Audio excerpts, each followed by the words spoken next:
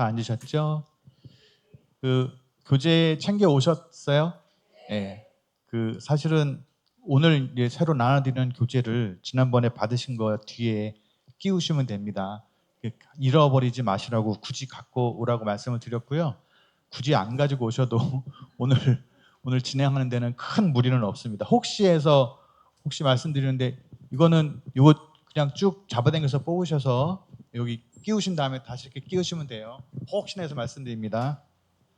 네, 그럼 오늘 두 번째 시간 시작하겠습니다. 안녕하십니까? 예, 대행선연구원에서 마련하는 묘공 아카데미 오늘 이제 두 번째 시간입니다. 네, 오늘 주제는 주인공입니다. 지난번에 이제 첫 회를 하고 나서 제가 여러 가지 말씀도 듣고 일단 엄청난 성원에 감사를 드리고요. 저도 이렇게 많이 모이실지는 예상을 못했었고 그리고 나서도 하여간 아주 폭발적인 반응이 좀 있었습니다. 그래서 저희가 자료용으로 쓰려고 했던 그러니까 저희가 촬영을 자료용으로 쓰려고 촬영을 했는데 굉장히 많은 분들이 못 보신 분들이 많다고 요청을 하셔서 저희가 지금 저희 지금 연구원 홈페이지인데요. 연구원 홈페이지에 지금 보시는 것처럼 그 유튜브 같이 연결해서 지금 영상과 그다음에 이제 교재 자료들이 계속 올라가고 있습니다. 그래서 혹시 못 들으신 분들은 홈페이지에서 확인하시면 될 것 같고요. 제가 이제 가장 의외였던 반응이 그런 말씀이었어요. 이거는 안 외워도 돼요는 하지 마세요. 근데 그건 나중에 다시 말씀드릴게요. 왜 제가 이건 굳이 안 해오셔도 돼요, 모르셔도 돼요. 그 말씀은 나중에 다시 말씀드리겠습니다. 자, 지난번에 첫 시간에 이제 자성불 말씀을 드렸고요. 그래서 제가 자성불 끝에 말씀드리면서 자성불이 하시고 싶은 전달하시려고 하는 뜻은 내가 바로 부처입니다. 그 말씀을 말씀드렸어요. 오늘은 이제 두 번째 시간입니다. 주인공인데 이 주인공이 하려고 하는 그러니까 큰 스님 말씀하시는 주인공의 핵심적인 개념이 뭘까? 불성이다. 그래서 오늘은 불교 일반적인 용어 중에 불성이 과연 무엇인지 불성과 관련된 말씀을 스님의 주인공 개념과 관련해서 말씀을 드리겠습니다. 먼저 스님의 이제 법문 영상을 보실 텐데요. 스님께서 이제 주인공에 대한 설명 그리고 불성에 대한 설명을 같이 하시는 법문입니다. 일체를 둘러보지 않는 수행. 먼저 법문 보시고요. 항상 여러분들한테 누누이 해왔습니다마는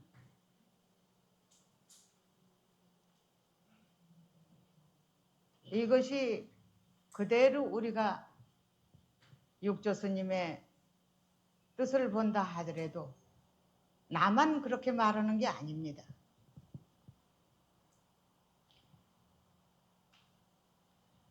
그 불성인 주인공이 청정함을 얻지 않았으리까 하는 말을 한번 생각해 보십시오.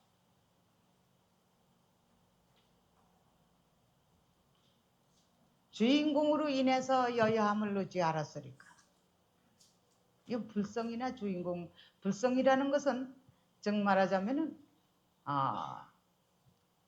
불이 들어오는 것을 말하고 주인공이라는 것은 불이 들어오게끔 모두 전체 가공대에게 한 마음으로 뒷받침하는 겁니다. 그거와 같이 돌아가는 그런 형상을 즉 말하자면 주인공이라고 합니다. 즉 말하자면 영원한 그 생명의 근본과 마음 내는 거와 육신이 움직이는 것을 포함해서 주인공이라고 하고 근본 불성을 즉 말하자면 말하는 것은 그대로 그것이 한 마음으로 딱 당쳐서 주장을 씌운 것이 바로 불성입니다. 그러니까 불러치나 매치나 마찬가지입니다.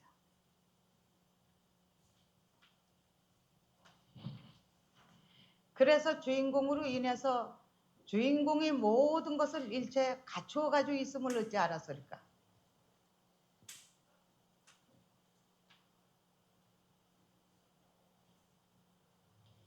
주인공으로 인해서 일체 만법을 들이고 내물 어찌 알았으리까 이겁니다.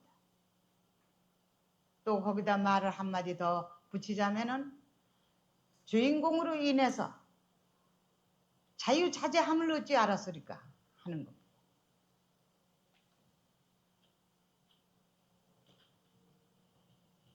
그거를 가만히 생각해 보시고 새겨 보신다면 우리가 모든 행위 일체가 다 머무르는 바 없이 머무르는 겁니다.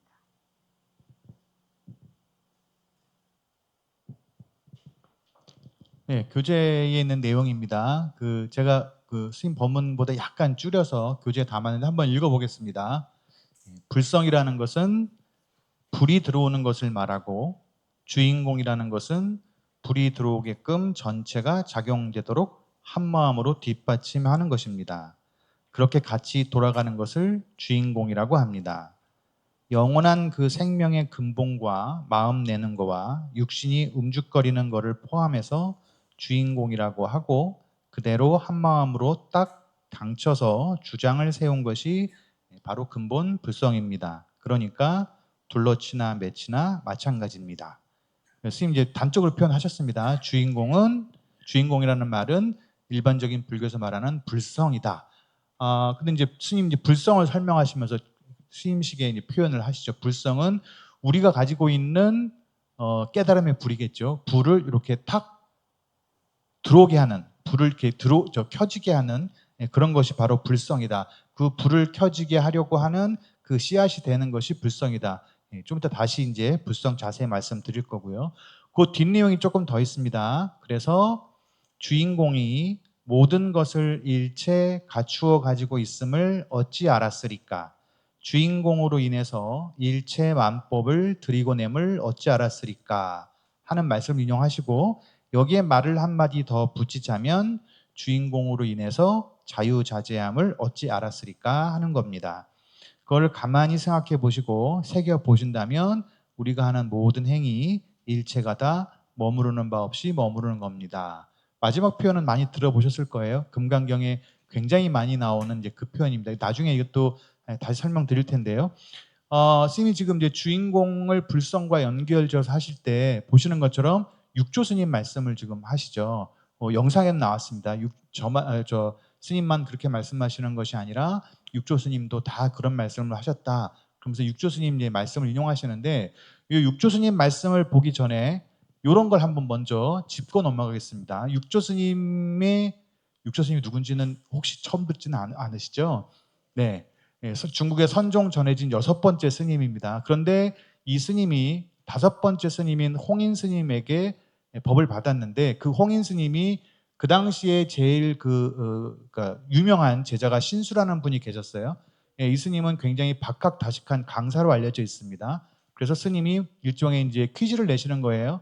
자, 너희들의 공부한 경지를 개송으로 한번 적어보아라. 그랬더니 신수 스님은 저런 개송을 지었어요. 몸은 보리의 나무, 우리가 깨달음을 얻게 하는 나무가 되고 우리의 마음은 밝은 거울의 대가 된다. 그 거울을 바치고 있는 대이다.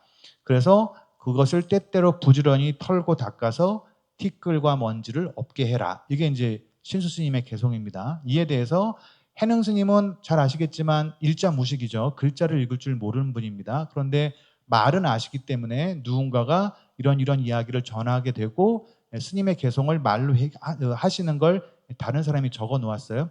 해능 스님의 개송은 이랬습니다. 보리에는 본래 나무라는 것이 없고 밝은 거울도 받침대 같은 것이 아니다. 원래 한 물건 같은 것도 없는데 거기에 무슨 티끌과 먼지 같은 게 있겠느냐. 이런 표현이죠. 그래서 오조 스님의 법이 신수 스님이 아니라 해능 스님에게 전달이 됩니다. 여기서 이제 우리 선종의 입장을 아실 수 있는 거죠.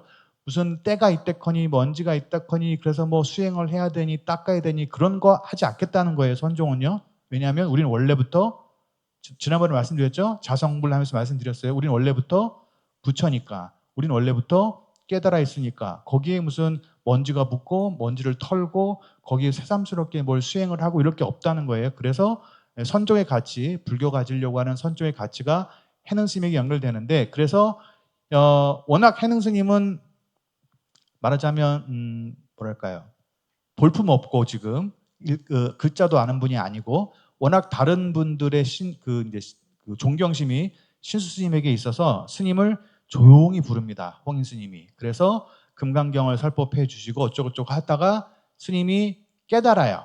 해능 스님이 인가를 받습니다. 그래서 해능 스님이 하시는 말씀이에요, 이게. 그래서 이게 해능 스님의 오도성입니다. 어찌 스님은 지금 자성이라고 표현하시죠. 자성이 본래 스스로 청정함을 알았으며 본래 생멸하지 않는 것임을 알았으며 본래 스스로 부족함을 알았으며 본래 동요가 없음을 알았으며 능히 만법을 내면 알았겠습니까? 아까 스님, 큰 스님 법문에 한 3군데 정도 나왔죠. 그 스님이 지금 말씀하시는 육조 스님이 자성을 어떻게 한번 알았습니까? 라는 게 지금 보시는 것처럼 육조 스님의 오도성이었구나. 육조 스님의 깨달음의 경지를 나타내는 개성이었구나. 그래서 스님께서 이 개성을 끌어다가 여기 나오는 자성을 주인공으로 좀 다 바꿔서 표현을 하셨죠.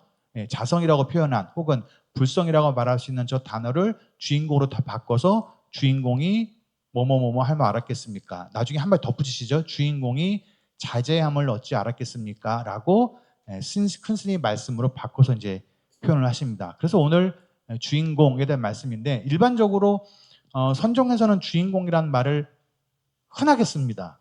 이제 자경문이라는 이제 문장이 하나 있는데요. 이 자경문이라는 문장은 진울 스님의 개초심 학인문, 그다음에 원효 스님의 발심수행장, 그다음에 이 자경문은 야운 스님이 지은 건데, 이 3개의 책을 묶어서 보통 초발심 자경문이라고 부르면서 스님들이 배우시는 가장 기초적인 교재로 알려져 있어요. 이제 그 중에 저 자경문 중에 이런 표현이 나와요. 주인공아, 나의 말을 들어라. 본인에게 하는 얘기입니다. 주인공아, 나의 말을 들어라. 몇 사람이 불법 문중에서 도를 얻었는데 너는 어찌해서 아직도 이 괴로운 세계 속에 있느냐라고 스스로에게 계속 경책하는 내용입니다. 자, 중요한 게 이거죠. 스님의 주인공은 공자가 비다, 빌공자를 씁니다. 일반적인 주인공의 공은 경칭이에요. 주인, 너에 대한 경칭에서 보시다시피 한자가 달라요. 그럼 스님은 왜 그럼 이 공자, 일반적인 공자를 빌공자로 바꾸셨을까? 이것도 이제 왜 그랬을까를 하나 담아 두시면서 다음으로 또 넘어가 보겠습니다. 제가 지난 시간에 이런 말씀을 드렸었습니다. 불교가 워낙 역사도 길고 지역 따라 다르기 때문에 불교라는 저 말 한 가지에도 여러 가지 폭이 있을 수 있습니다. 그래서 초기 불교에서 생각하는 불교는 불교란 부처님의 가르침이다. 근데 대승불교라는 가르침으로 가면 불교는 물론 당연히 부처님의 가르침이지만 거기에 의미를 좀 넓혀서 부처님 되게 하는 가르침도 있다. 그리고 화엄이나 선에 오면 당연히 부처님 되는 가르침은 포함되어 있고 거기에 조금 더 나가서 부처로 살자. 우리는 원래부터 부처니까 부처로 살자. 그런 뜻에서 불교다. 이런 말씀을 드렸어요. 오늘 이제 주인공과 관련해서는 이런 말씀을 드려보겠습니다. 그래서 그런 불교에 따라서 우리를 어떻게 보느냐, 중생이라는 존재를 어떻게 생각하느냐도 입장 차이가 조금 있어요. 자, 먼저 초기 불교를 보겠습니다. 일반적인 이해이죠. 우리는 사실은 청정하지 않다. 우리는 완벽한 사람이 아니다. 우리는 맨날 번뇌에 쌓여 있다. 우리는 늘 욕망에 시달리고 있다. 이렇게 이해하는 겁니다. 가장 종교의 일반적인 이해들이죠. 우리는 누구나 다 번뇌에 쌓여 있다. 우리는 무명의 존재다. 그러니까 이 번뇌, 무명 이런 거 없앨 수 있게 열심히 노력해야 된다. 이게 이제 초기 불교 입장들이에요. 상대적으로 그렇다는 겁니다. 100% 저렇지는 않습니다만 상대적으로 그렇습니다. 자, 대승불교에 가면 우리 중생이 우리가 꼭 그렇게 무명과 번뇌에 있기는 하지만, 그러면 석가모니 부처님도 6년 고행하시고 수행하셔서 깨달음을 얻으셨는데 나도 부처님처럼 될 수 있지 않을까? 그럼 나도 부처님처럼 되려면 나에게도 뭔가 긍정적인 게 있을 거야 라는 생각을 합니다. 그걸 보통 성불할 가능성이 있다. 나중에 나올 이제 불성 이야기입니다. 그래서 우리는 무명과 번뇌에 있는 것은 분명하지만 그러나 우리 속에 부처님이 될 수 있는 씨앗, 가능성들이 있는 존재다라는 게 대승불교라는 불교에서 일반적으로 말하는 중생에 대한 관념이에요. 우리는 그런 사람이야. 마지막에 화엄이나 선에 가면 물론 당연히 지금 위에 말씀드린 두 가지 내용이 다 포함되긴 합니다만 조금 더 적극적으로 어떻게 표현하느냐 하면 우리는 원래부터 그냥 부처다. 우리는 본래 깨달아 있는 거지 내 안에 물론 불성이 있습니다만 그 불성이 사실은 우리 이미 다 발현돼서 우리가 살고 있다라는 게 화엄턴에서 생각하려고 하는 우리예요. 우리. 자, 오늘은 그 중에서 저 중생을 보는 시각 중에 첫 번째 무명과 번뇌에 대한 번뇌에 쌓여 있는 존재로 바라보는 그런 관점을 좀 말씀 좀 길게 드려볼게요. 기초교리입니다. 기초교리. 불교교양대학 혹시 가보신 분은 떠오르시겠지만 가장 먼저 배우는 기초교리들이 오늘 나오는 거예요. 삼법인입니다. 삼법인. 제가 지난 시간에 이건 굳이 외우지 마세요. 이건 모르셔도 돼요는 보시는 것처럼 삼법인은 다 외워요. 첫 번째 다 들어보셨을걸요? 재행무상. 얼마나 입으로 많이 얘기해요. 재행무상. 삼법인은 재행무상이에요. 재행무상하다. 그런데 제가 이렇게 여쭤볼 수 있어요. 그래서 삼법인은 뭘 하자는 교리예요? 그러면 삼법인이지 뭐 삼법인은 뭘 하겠어요. 이래요. 그래서 제가 저거 굳이 안 외우셔도 된다고 말씀드립니다. 삼법인이 중요한 게 아니에요. 재행무상이 중요한 게 아니에요. 삼법인은 뭘 하려고 하는 거예요? 우리가 사는 세계가 이렇다를 설명하려는 교리예요. 왜 삼법인이라고 그러냐? 우리가 사는 세상이 저렇게 되어 있구나. 그래서 법인이라는 용어를 썼어요. 법은 진리라는 뜻이고 이는 도장을 꽉 찍는 겁니다. 계약하실 때 도장 찍으면 끝나는 거죠. 그래서 이거는 진리야 라고 도장을 꽉 찍는데 그 진리가 우리가 사는 현실에 대한 얘기예요. 우리가 사는 곳은 지금 물론 초기 불교 입장입니다. 대승불교나 뒤에 가면 좀 더 입장이 약간씩 다르긴 합니다. 그래서 우리가 사는 곳이 이렇다. 첫 번째, 재행무상. 복잡한 말 굳이 모르셔도 돼요. 재행무상이 하고 싶은 얘기는 뭐예요? 보시다시피 인과의 지배를 받는 것은 변한다. 재행무상이라는 어려운 한자도 물론 중요하지만 그건 전공자들 얘기고요. 그냥 어떻게 이해하시면 돼요? 인과의 지배를 받는 것은 변한다. 변한다가 포인트입니다. 아이고, 어제 나랑 그렇게 저녁을 잘 먹었는데 밤사이에 부고가 왔네. 이런 무상할 때가 뿐이 아니에요. 무상이란 말씀을 들으면 뭔가 나쁜 일 생긴 거 이런 것만 이제 참 사는 게 무상하지를 하는데 그게 아니라 보세요. 변한다죠. 변한다. 아이고, 그 사람이 그렇게 고생을 하더니 지난주에 로또를 맞았다네. 얼마나 좋아도 무상이에요. 그러니까 무상한 겁니다. 그 사람이 그 어려운 상황이 계속되고 있지 않은 거예요. 알 수가 없어요. 그래서 바뀌는 겁니다. 그건 다 무상한 거예요. 그래서 부정적으로 변하는 무상만 너무 많이 알려져 있기는 한데 물론 그래야 종교적인 신심이 생깁니다. 긍정적으로 변한 일에 대해서 종교적인 마음을 잘 갖지 않으려고 그래요. 내 덕인 것 같거든요. 그게. 그런데 아무튼 재행무상이라는 말은 그런 뜻을 갖습니다. 특히 중요한 건 여기 앞에 있는 인과예요. 인과. 원인, 결과가 생기는 것들. 어떤 것이 행동을 하면 반드시 결과가 붙는 것들이 생기는 일들은 늘 변할 수밖에 없다. 그래서 조금 복잡한 용어로 이걸 유의라고 그래요. 유의. 큰 스님 법문에도 많이 나옵니다. 그러면 저렇게 인과의 적용을 받지 않으면 변하지 않겠죠? 그걸 무위라고 해요. 그건 넘어가겠습니다. 자, 두 번째. 삼법인의 두 번째입니다. 일체계고. 불교가 굉장히 오해받고 고생하는 것 중에 하나죠. 불교가 계속 고통이래요. 우리가 사는 것이 괴롭대요. 그래서 많은 사람들이 불교는 허무주의고 염세주의고 뭐 이런 얘기들을 해요. 일체계고 고가 한자로 번역할 때 괴로울 고자로 번역하기는 했는데 저 고자를 이렇게 옥편차에서 가만히 더 보시면 뒤에 무슨 뜻이 있냐면 저것도 있어요. 내 마음대로 안 된다. 내 마음대로 안 된다. 일체계고 세상의 모든 것들은 괴롭다라기보다는 조금 넓혀서 이해해 보자는 거예요. 괴롭다. 물론 괴로운데 왜 괴롭냐 하면 내 마음대로 안 되기 때문입니다. 자, 이걸 그러니까 고를 괴롭다, 고통이다라고 하면 애매해지는 게 이 경우예요.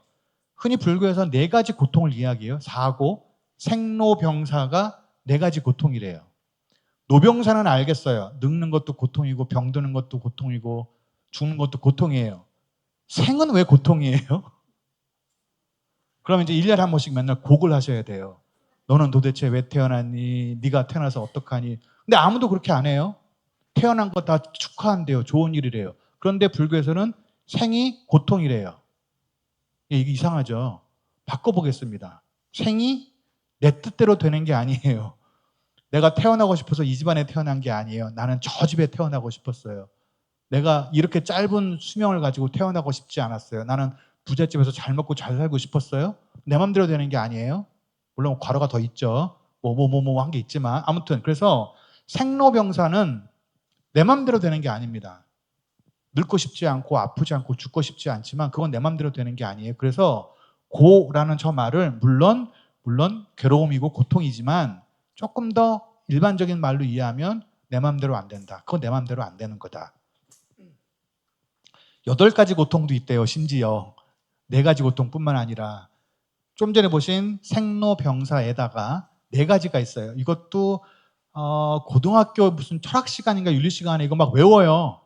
애별리고 구구 듣고 원중회고 오음성고 학생들이 막 머리 아프게 외웁니다. 한자 뜻도 모르는데 막 한자를 외워가면서. 자, 사랑하는데 이별해야 하는 괴로움, 원하는데 얻지 못하는, 구하는데 얻지 못하는 괴로움, 싫은데 만나야 하는 괴로움. 그래서 오음은 저 나중에 다시 설명드릴 텐데 우리가 살고 있는 이 오원이 다 고통이다 이 말이에요. 한자가 괜히 어렵습니다. 바꿔보겠습니다. 사랑하는데 이별하는 외로움. 이건 이렇게 자꾸 얘기하면 이제 연인 관계만 생각하세요. 내가 좋아하는 거, 하고 싶은 거, 그걸 못하는, 그건 내 맘대로 되는 게 아니에요. 지금 이렇게 앉아 계시지만 사실은 밖에 나가서 점심 약속 가지고 싶으실 수도 있어요. 근데 못 가시잖아요, 지금. 예, 그거 못하는 겁니다. 내 맘대로 되는 게 아니에요. 두 번째, 원하는 걸 얻지 못하는 거, 뭐를 하고 싶지만 내 맘대로 잘 되지 않습니다. 거기에 대한 이제 업이 있어야죠. 인연이 있어야 됩니다.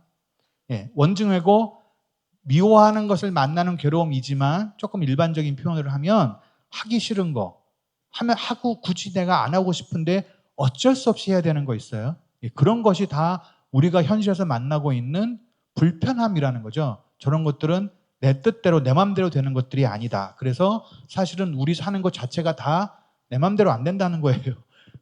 살면서 내 맘대로 되는 적이 뭐 굳이 얼마나 있었겠습니까?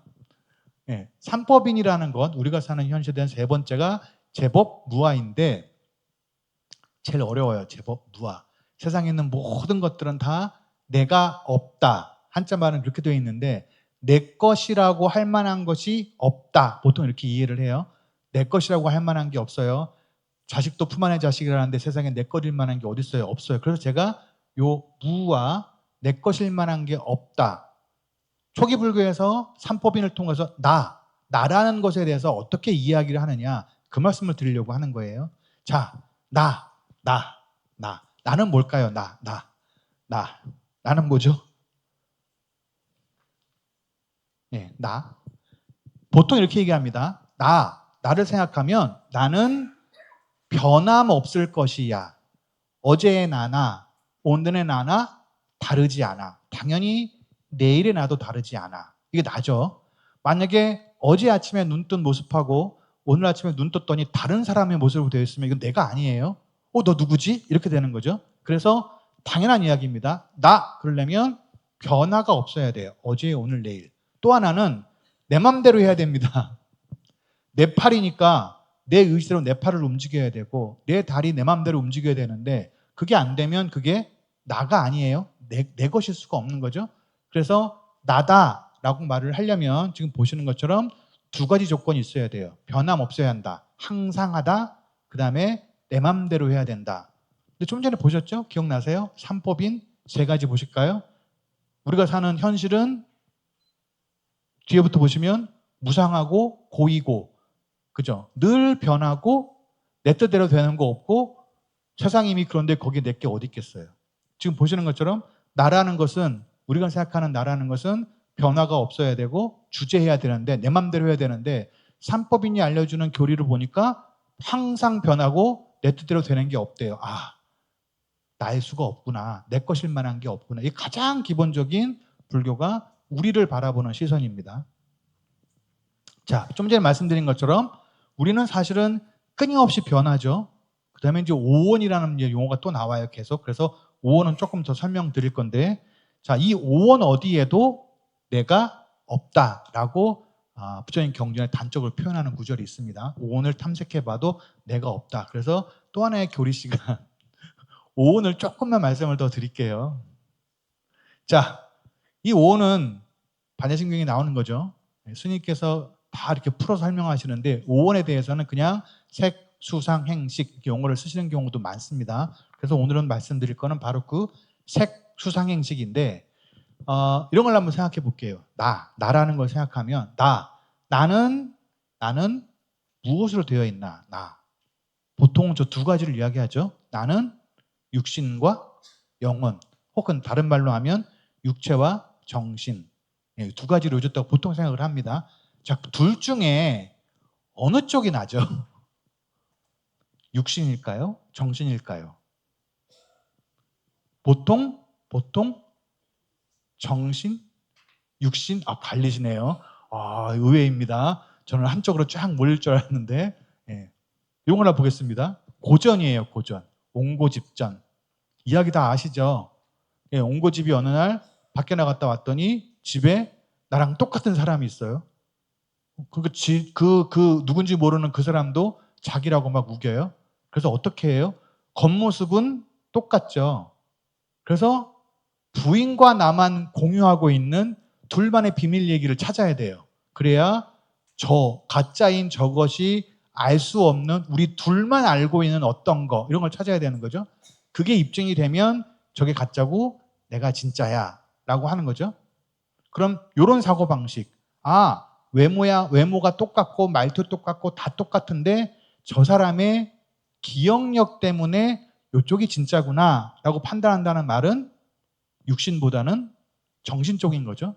굳이 요즘 일반적인 말로 하면 아마 영혼쯤 될 거예요. 아마 영혼이 우리의 정체성을 알게 하는 거 아니냐. 그래서 이런 영화 많이 보시죠. 좀비 나오는 거, 좀비. 서양에만 등장하더니 이제 우리나라도 많이 나와요. 좀비. 좀비는 영혼이 없는 거예요. 육신만 그냥 다닙니다. 그러니까 영혼이 나의 정체성을 확인시키는 거라면 저 좀비는 영혼이 없기 때문에 사람이 아니에요. 그냥 바위 덩어리거나 풀도 생명이 있죠. 뭐라고 해야 될까요? 아무튼 그렇습니다. 그러니까 영화에서 좀비가 나오면 아무리 죽여도 죄책감이 없는 거예요. 저건 사람이 아니니까. 영혼이 없기 때문입니다. 저런 걸 봐도 역시 영혼이 그 사람에 대한 걸 판단하게 하는구나. 조금 극한의 예를 한번 들어볼게요. 이건 완전 극한의 예입니다. 자, 그러면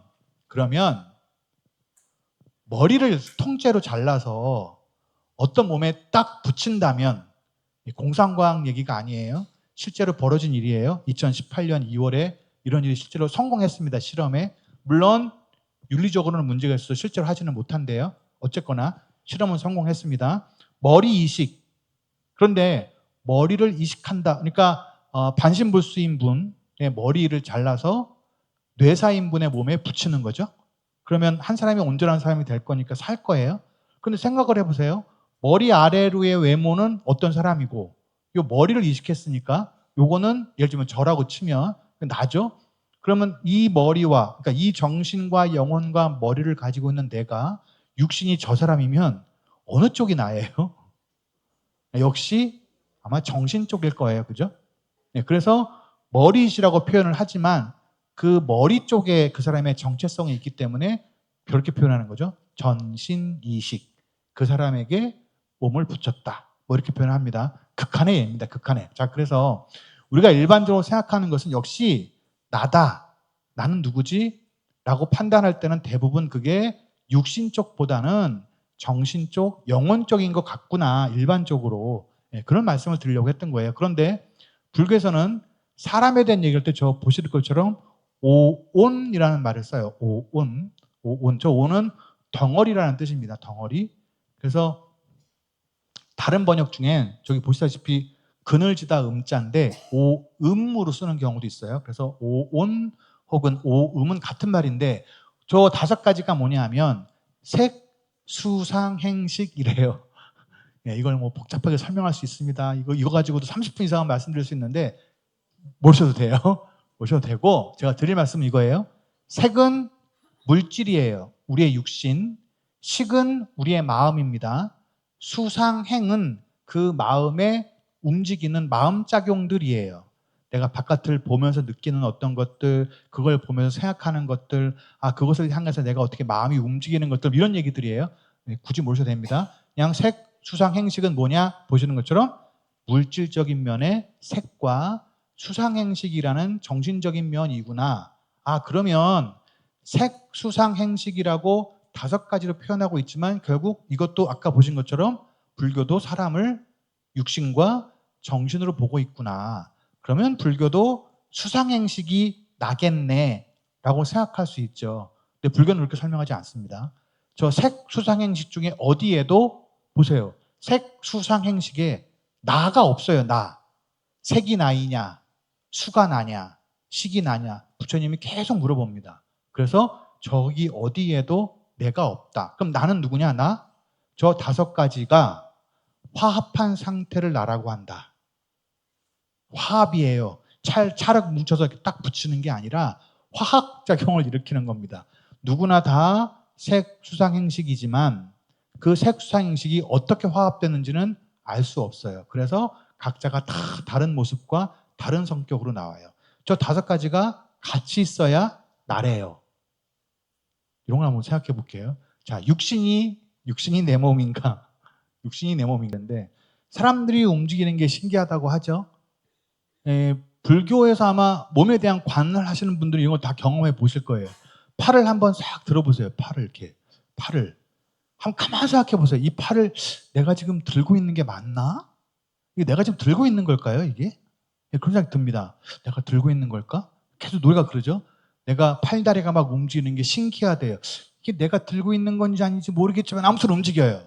그래서 이게 육신이 나이냐, 내 몸이 나냐라는 것에 딱 그러니까 정통적인 관법을 설명하고 있어요.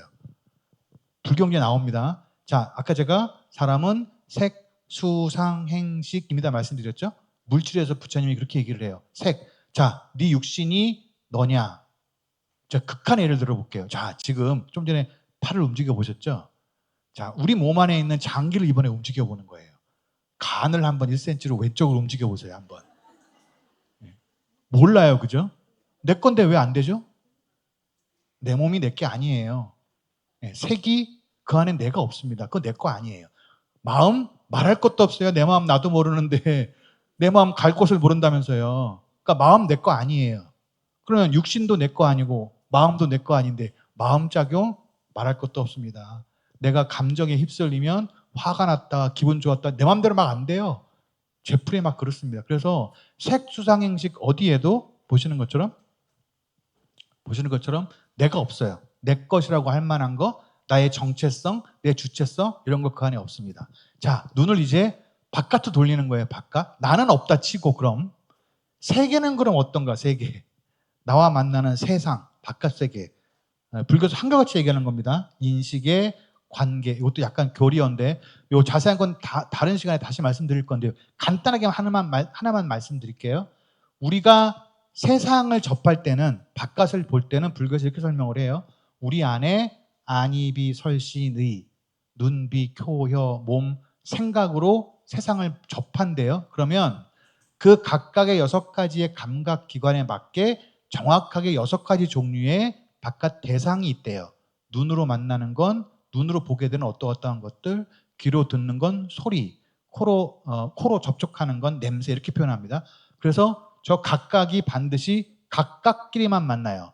눈으로 냄새를 맡는다거나 코로 본다든가 이런 일은 없다고 설명을 합니다. 그래서 또 6가지가 바깥쪽 6가지랑 만나는데 그런데 문제는 자, 내 눈이 어떤 걸 봐요. 혹은 내 귀가 어떤 걸 들어요. 그럼 그게 과연 내가 듣고 내가 보는 거냐? 이거예요. 이건 과연 내가 듣고 내가 보는 걸까? 이런 예를 보겠습니다. 한번 읽어보시겠어요?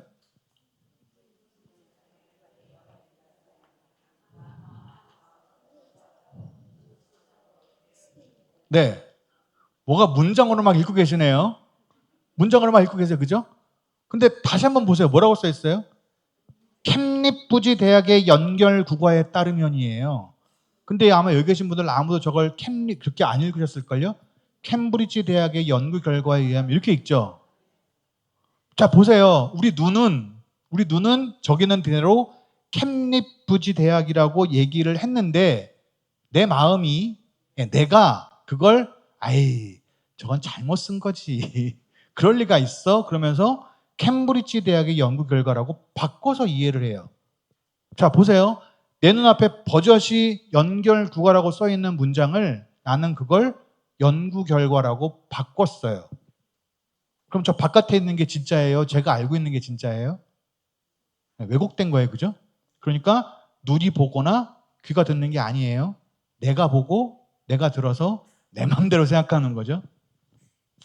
그런 일 많이 겪으시잖아요. 어떤 사람하고 약속을 해요. 우리 내일 법회 끝나고 12시에 어디서 만나 했어요. 근데 한쪽 분은 그럼 저녁쯤에 확인 전화를 하겠지. 이렇게 생각을 해요. 다른 분은 내가 내일 만나기로 얘기했으니까 내일 가면 되지. 12시에 갑니다. 안 나왔어요. 전화를 해요. 왜 안 나왔어? 언제 얘기했어? 미치고 팔짝 뛸 일이죠. 나는 분명히 약속을 했는데 상대방은 저렇게 한 거예요. 나는 연구 결과라고 얘기했는데 상대방은 그걸 연결 국어로 들었습니다. 그래서 그걸 교정해 주길 기다리고 있는 거죠. 이런 일 많아요. 결국은 다 내가 만들어낸 세상, 내가 보고 있는 거죠. 이것도 하나 있었어요. 이거는 2017년 10년 한 사진입니다. 이때 한창 이슬람이 유럽에 대해 공격을 할 때예요. 그래서 어떤 사람이 이슬람의 부르카라고 여성들이 검정천 완전히 쓰고 다니는 천이 있습니다. 그래서 버스에 그 이슬람 부르카 사진을 올리면서 야, 니네 이슬람들 니네 집에 가 라고 올렸어요. 잘 보세요. 네, 잘 보세요. 저 사진 뭐예요? 버스 의자예요. 이슬람 부르카가 아니에요. 제가 요건 이슬람 부르카예요 라고 하니까 다들 보시면서 그래 여자가 앉아있지. 근데 아니에요. 버스의 의자 사진입니다. 아시겠죠? 우리가 보는 게 아니에요. 절대로 보는 거 믿으시면 안 됩니다. 내가 보는 게 아니에요. 그래서 바깥에 있는 것이 진짜로 있냐 알 수 없어요. 내 생각대로 하고 있어요. 계속. 그래서 바깥의 것이 진짜로 있는가? 아니다. 저것은 바깥에 있는 것과 나와의 관계 속에서 그냥 만들어질 뿐이다. 그러니 거기에도 나라고 할 만한 거 없어요. 야, 그럼 이제 나도 없고 바깥에도 없고 그러니 이제 어떻게 되느냐? 그래서 우리는 보통 아까 이제 제법 무와 이렇게 표현했어요. 제법 무와. 그래서 무아가 무슨 말이냐? 나라는 건 없다. 나라는 건 없다고 얘기하는데 그 나라는 게 뭐냐? 보통은 불교가 생겼을 당시에 인도에서 얘기하는 아트만이라는 게 있대. 모르셔도 돼요. 그냥 내가 평생 내가 변하지 않은 어떤 정체성 같은 거예요. 근데 그런 거 없다. 그런 거 없다. 나를 변하지 않고 쭉 유지시켜 주는 거 그런 거 없다. 라고 보는 게 일반적인 시선입니다. 그런데 여기에 비야라는 표현도 꽤 많아요. 비야. 내가 아니다. 그러니 나를 정체성을 유지해주고 그러는 것이 없으니 그거 내가 나라고 생각하고 있는 그건 내가 아니야. 그럼 어떻게 해야 되겠어요? 진짜 나를 찾아야지. 그거는 가짜 나야. 네가 나라고 생각하는 거 그거 아까 쭉 말씀드렸어요. 그 나라는 거 없다. 그러니 우리가 나라고 생각하는 것들은 사실은 가짜고 진짜를 찾아야 돼라고 상대적으로 대승불교에서 얘기를 많이 합니다. 그래서 저 진짜 나, 진정한 자아를 찾아라.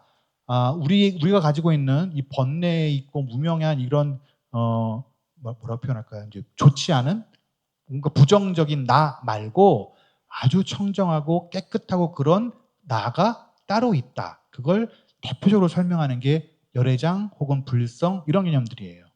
자, 큰 스님이 말씀하시는 주인공 말씀을 들려 여기까지 온 거예요. 지금 삼법인부터 무아에서 왔습니다. 자, 그래서 상대적으로 앞에 불교에서는 나에 대한 것은 없다라고 말하지만 뒤로 갈수록 물론 없지만 그렇다고 내가 완전히 없는 것도 아니다. 그런데 그 있다는 그것은 뭔가 긍정적인 것이다라는 생각들을 합니다. 이거 열애장이라고 표현했어요.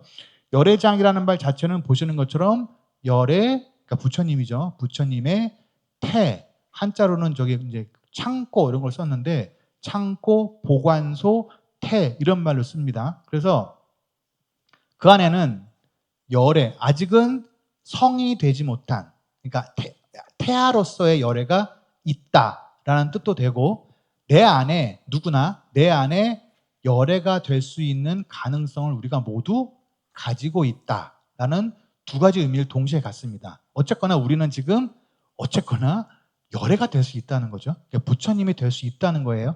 앞에서 계속 말씀드렸던 생각하고는 지금 대단히 많은 파격이 일어나고 있는 겁니다. 왜냐하면 우리는 무명인 존재고 번뇌에 쌓여있는 존재인데, 여기 보시면 지금 계속 우리가 부처님이 될 수 있는 것을 우리가 이미 가지고 있다. 그러니 우리가 이 부처님이 될 수 있는 걸 가지고 있는 거, 이거는 무상하거나 고이거나 무아이면 안 되는 거죠. 네, 그래서 얘는 영원하고 청정하고 본래부터 가지고 있고 그런 것이다 라고 계속 설명을 합니다. 그런데 조심하셔야 될 것은, 열애장은요, 저기 마지막에 있는 표현 있죠, 가능성입니다. 가능성. 네, 가능성. 부처님이 될 수 있는 가능성. 안 될 수도 있어요. 이건 가능성입니다. 씨앗이 꼭 100% 바란다는 보장이 없어요. 이거는 알 수 없습니다. 가능성이에요. 네, 이거 꼭 유념하셔야 돼요.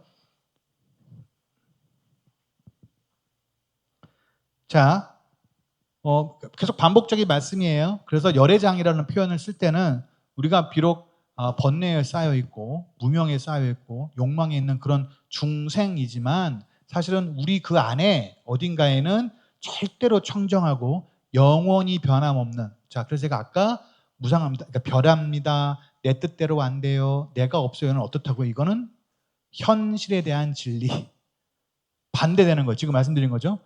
절대로 변하지 않고 청정하고 뭐 영원불멸하고 이런 건 진리로서의 진리죠. 우리가 살고 있는 현실 세계 말고 열반의 세계를 지칭하는 말들입니다, 지금. 그래서 그 안에 갇혀져 있는, 초기 불교부터 자성청정심이라는 용어가 계속 등장을 해요.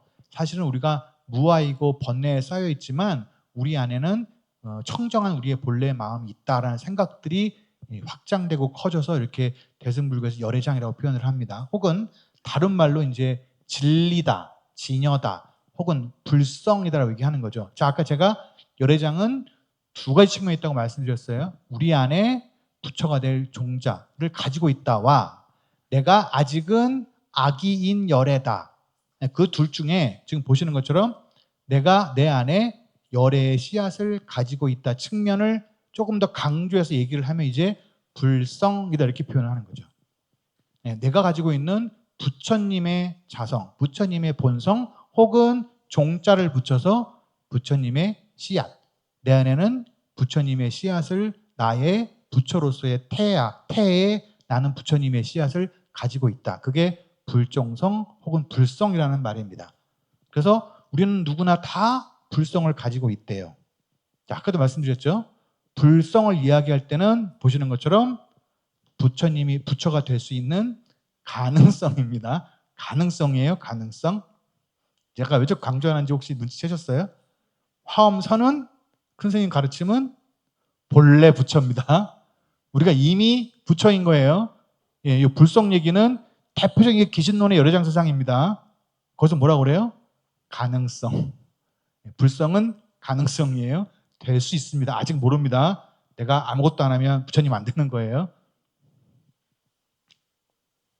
자, 열반경이라는 경전이 있습니다. 이 경전에서 많이 들어보셨을 거예요. 이 표현이요.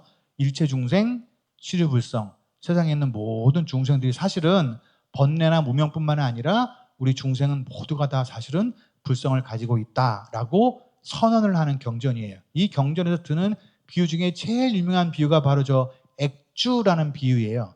역사가 있었어요. 요즘 말로 하면 씨름 선수나 격투기 선수쯤 될 거예요. 물론 그보다 훨씬 더 그 신장이긴 하지만, 역사가 씨름을 막 하다가 자기한테 원래 미간에 요 백호, 부처님 백호처럼 구슬이 있었어요. 근데 격투기를 하고 막 씨름을 하고 하다가 어느 날 봤더니 이 구슬이 없어졌어요. 내가 구슬을 잃어버렸다고 씨름장 다 뒤지고 온 동네 다 뒤지고 다닙니다. 근데 아무리 찾아도 이 구슬을 찾을 수가 없어요. 그래서 의사를 만났어요. 네, 비유죠. 부처님을 만난 겁니다. 의사를 만났더니 그 의사가 알려줘요. 네 구슬이 여기 있네. 그러면서 여기 이마 속에 쏙 들어간 걸 꺼내줍니다. 네, 비유죠. 우리가 사실은 이미 부처가 될 수 있는 가능성을 다 가지고 있는데 그거 못 찾는 거예요. 내가 어떻게 해야 부처가 될 수 있지? 세상에 어디 가야 부처님이 될 수 있는 거예요? 사방천이 다녔더니 열반경에서 부처님이 이렇게 알려주셨대요. 네 안에 있다. 밖에서 찾지 말아라. 네 안에 있다. 네 안에 있다 해요? 네, 이 안에 있다. 자, 그래서 이런 비유를 들죠. 불교에 굉장히 많은 경전 이름이나 이거에 연꽃이 나옵니다. 연꽃. 대표적으로 연꽃을 경전 이름으로 쓰는 게 바로 법화경이라는 경전이에요. 풀 버전은 묘법 연화경입니다. 굉장히 신묘한 교리를 진리를 담고 있는 연꽃 같은 경전. 화엄경도 화자를 써요. 꽃을 씁니다. 대방광불 화엄경. 근데 이때 화는 꼭 연꽃만은 아니에요. 세상의 온갖 꽃으로 다 불국토를 장엄한다 이런 뜻입니다. 아무튼 자 연꽃. 자 연꽃의 특징은 불교의 상징으로 쓰이는데 연꽃의 특징은 더러운 곳에 있대요. 진흙 속에서 삽니다. 연꽃이. 그런데 그 진흙 속에 있으면서도 진흙에 때를 묻지 않고 깨끗한 꽃을 피워낸다. 이게 연꽃의 특징이에요.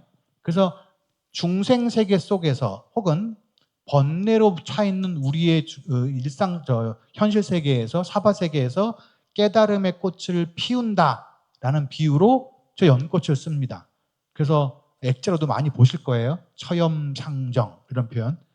더러운 곳에 진흙 속에 있지만 항상 청정하다. 자, 그런데 하나 놓치시는 게 있어요. 이거 제가 AI한테 연꽃 속에 물을 좀 해봐 했더니 제가 굉장히 여러 번 했는데 이 정도밖에 그림이 안 나와요. 그러려니 하세요. 이건 좀 이해를 하세요.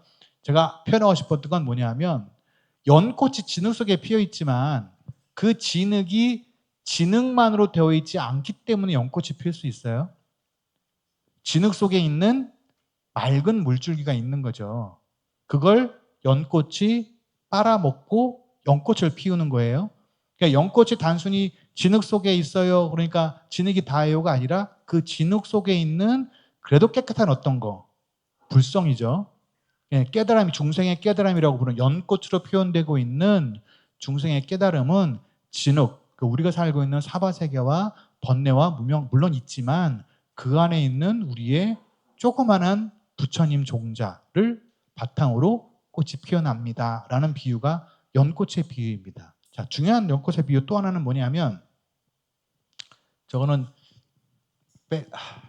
좀 나중에 기회가 되면 다시 말씀드릴 텐데 연꽃 꼭 그렇진 않습니다만 비유할 때 그렇게 해요. 연꽃과 연밥이 동시에 있어요. 꽃이 피고 난 다음에 져야 열매가 맺는데 연꽃은 연꽃과 결과물이 동시에 있어서 보통 화엄에서 인과 동시로 설명을 해요. 중생과 부처가 선후가 있는 게 아니라 중생이 곧 부처다. 이런 표현할 때 연꽃의 비유를 듭니다. 자, 요 마지막 걸 보여드리려고 했던 건데 연꽃이 가지고 있는 저 특성 중에 하나가 사라지지 않는데요. 연꽃 씨가 사라지지 않는데요. 이거 실제로 보세요. 이 뉴스에 다 나온 것들이에요.